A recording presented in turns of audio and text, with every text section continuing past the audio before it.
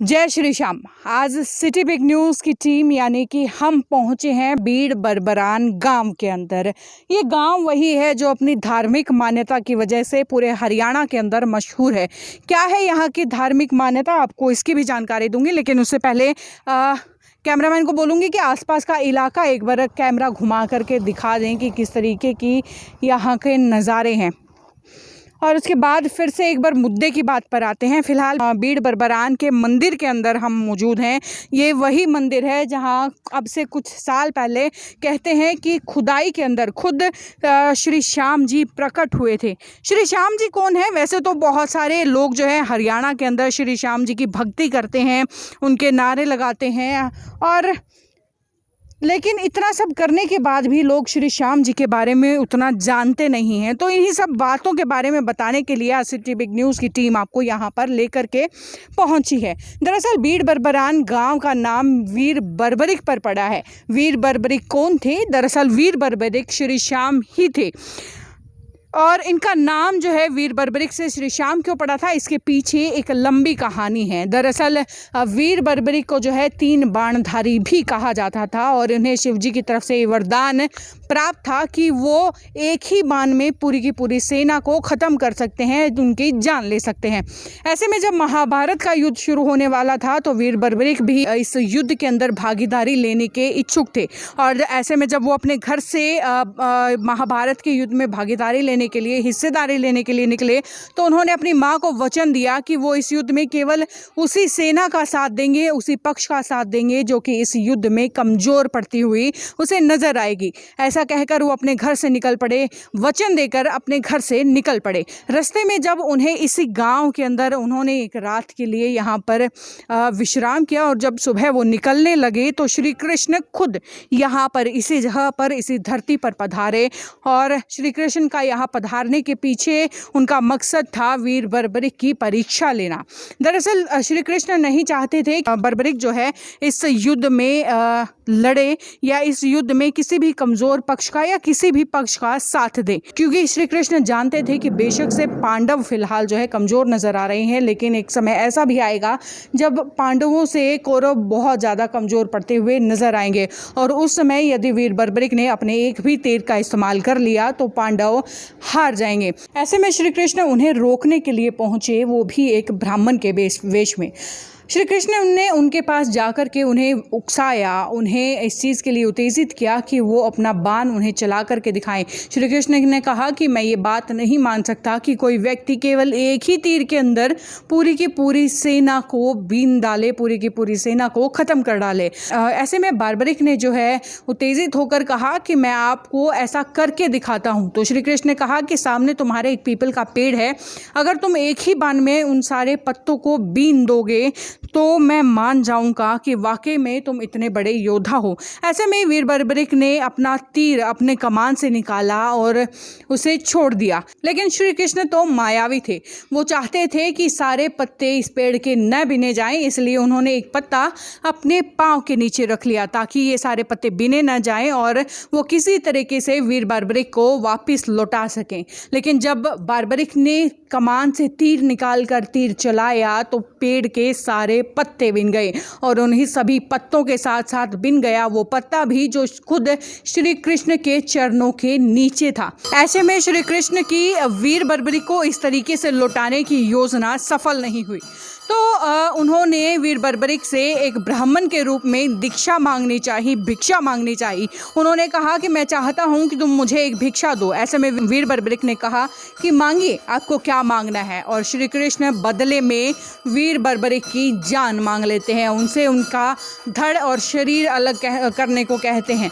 ऐसा करने के बाद वीर बर्बरिक समझ गए कि कोई ब्राह्मण देवता उनसे इस तरीके की भिक्षा नहीं मांग सकती, ये ज़रूर अन्य ही कोई मायावी है। ये सोचते हुए वीर बर्बरिक ने उनसे कहा कि मैं आपको अपनी जान अवश्य दे दूंगा, आप बेशक से मेरी गर्दन अलग कर दीजिएगा, लेकिन उससे पहले मैं चाहता हूं कि आप अपना असल परिचय मुझे दें, बताएं कि आप कौन हैं। इस पर ब्राह्मण जो हैं श्री कृष्ण के भेष में आ गए और कहा कि मैं श्री कृष्ण हूं और मैं नहीं चाहता कि तुम जो है इस युद्ध को लड़ो। तो फिलहाल महंत जी हमारे साथ बैठे हैं। महंत जी, सबसे पहले तो जय श्री श्याम। जय श्री श्याम जी। आप कितने सालों से यहाँ पर हैं? हम जी लगभग 47-48 साल से हैं। बाबा शाम की कृपा से हमारी पारिवारिक पूजा है ये। ठीक है। ये बाबा शाम के शीश के जो आप दर्शन कर रहे हैं, ये मेरे पापा ने यहाँ से खुदाई से प्रकट किया था। अच्छा। 11/3/1973 फागण सुदी 7 को ये प्रकट हुआ था। ठीक है। 11 दिन तक का जो है मेरे पापा ने अन्न जल छोड़ के खुदाई, गांव के लोग थे, शहर के लोग थे, उन्होंने मिलकर खुदाई कराई, तो ये शीश प्रकट हुआ था। ठीक है। अच्छा, यहाँ पर एक पीपल के पेड़ के बारे में जानने के लिए हम सबसे ज़्यादा यहाँ पीपल का पेड़ महाभारत कालीन है। जो भगवान कृष्ण ने बाबा शाम की परीक्षा ली थी, वो यहाँ परीक्षा ली थी। अच्छा। एक बाण से पत्ते बिंदे थे, वो यहाँ बिंदे थे। भगवान कृष्ण ने जो पत्ता छुपाया था पैर के नीचे, वो यहाँ छुपाया था जी। पीपल का पत्ता नया जो भी आता है, आज भी साबता आता है, बाद में धीरे धीरे अपने आप ही दिखता है कि आपको ये बिंदा हुआ है जी। वो सुराग देखने लायक होता है। जैसे तीर का निशान होता है, वैसे उसमें निशान होता है। तो आज भी जो है वो पीपल का पत्ता बिंदा हुआ दिखता है जी। दूर दराज से भगत आते हैं पीपल को देखने, बाबा शाम की धोख लगाने। हाँ। ऐसा। तो अच्छा, मुझे ये बताइए कि जो वो पीपल है वो तो आजकल शायद आंधी की वजह से टूट गया है, पुराना हो गया। जो पीपल है 5 साल पहले जो है गिर गया था, पर लेकिन उसकी जड़ खड़ी है, इसके बच्चे हैं, इसकी साइड में फूट है, इसके बच्चे तो बाहर भी लगे हुए हैं। इधर पीपल के पेड़ हैं, उनमें नहीं है। अच्छा, मतलब ये भी बड़ी खास बात है कि 4 दीवारी में ही है। इस 4 दीवारी के अंदर पेड़ों में छेद होगा। इस 4 दीवारी में ही भगवान का शक्ति है, भगवान की ताकत है। और इस 4 दीवारी में जो भी पीपल का पेड़ होगा उसमें ऐसा होगा। 3 तो हम देख रहे हैं जी। अच्छा, कोई एक आधा छोटा मोटा पेड़ आप हमें दिखाइए। वो देखिए, चल के आइए दिखा दीजिए। ये पेड़ फिलहाल दिखाने जा रहे हैं महन जी, और देखिए। अच्छा, 37-38 साल से ऐसे ही है ये देखिए, आप हर एक पत्ते के अंदर देख पा रहे होंगे लगभग शायद।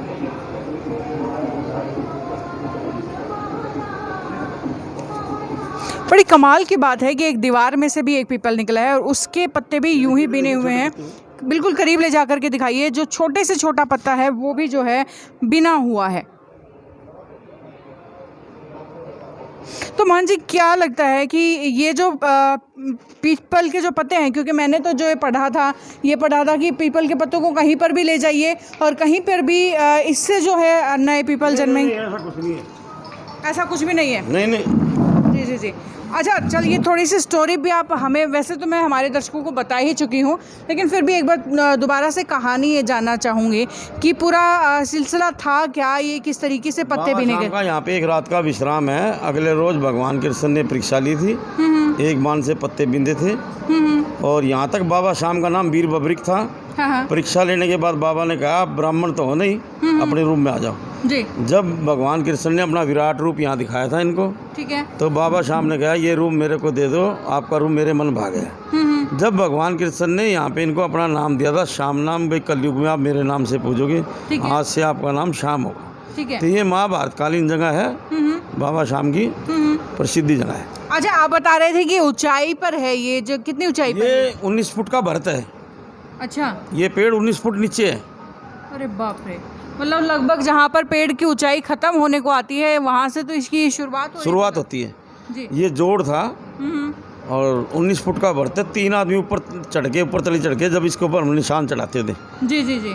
बाबा शाम की कृपा है, अब तो सब कुछ हो रहा है। तो ये थे महन जी, जिनका कहना है कि वाकई इन पेड़ों के पत्ते जो हैं बिने हुए तो निकलते हैं, 19 फुट ऊपर होने के बाद भी इस पेड़ के पत्ते आज भी बिने हुए निकलते हैं। और ख़ास बात ये भी बताई कि इस 4 दीवारी के अंदर यदि इस पेड़ से दूसरा पेड़ जन्म लेता है पीपल का, तो उसके पत्ते भी बिने हुए निकलते हैं। लेकिन अगर इसी के एक छोटे पौधे को या उसी छोटे पौधे की एक कलम को कहीं बाहर जा कर के लगा दिया जाए तो वो पीपल के पत्ते बिने हुए नहीं होंगे। खैर, ये थी आज की हमारी स्टोरी। आपको कैसी लगी और आगे कहाँ के बारे में जानना चाहते हैं, किस धार्मिक स्थल के बारे में आप जानना चाहते हैं, हमें हमारे कमेंट बॉक्स में लिख करके ज़रूर बताएं। आपके लिए ऐसी कहानियाँ हम हमेशा लेकर के आते रहेंगे, जिसे देखने के लिए बने रहे हमारे साथ और लाइक और सब्सक्राइब करें हमारा चैनल सिटी बिग न्यूज़।